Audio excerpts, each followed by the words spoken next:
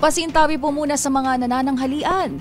Kuha sa CCTV ang isang umanong insidente ng pagmamalupit sa isang pusa sa Pasig City. Kita kasi rito ang isang lalaki na pinaghahampas ng bakal ang naturang hayop dahilan para sampahan ng kaso ang sospek. Ang karampatang parusa nga harapin ng may sala, tutukan sa trending report ni James Galange.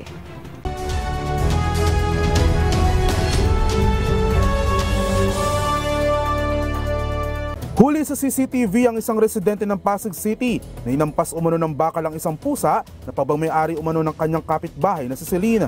May kita sa video kung paano nangisay sa sakit ang fur baby na napadaan lamang at tila napagbuntungan pa ng galit ng lalaki. Kalaunan, pumanaw rin ang naturang pusa at isinilid pa ng suspect sa trash bag bago niya ito itapon. Kaya naman, hustisya ngayon ang panawagan ni Celine para sa kanyang pusa na agad rin itong idinulog sa Philippine Animal Welfare Society o PAWS para magsampa ng kaso. Ayon kay Celine, ilang araw nang hinahanap ng kanyang mga kuting ang kanilang ina na kamakailan lamang ay nanganak sa 3 maliliit na pusa.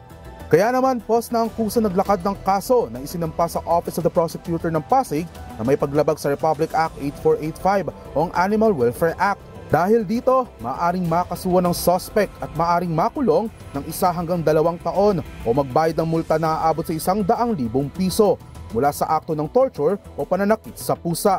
Samantala, magugunit ang dati ng pinaalalahanan ng PAWS ang publiko na magsampa ng kaso matapos ang sunod-sunod na insidente ng pagmamalupit sa mga hayop upang maiwasan ang patuloy na pag-ulit ng ganitong klaseng insidente.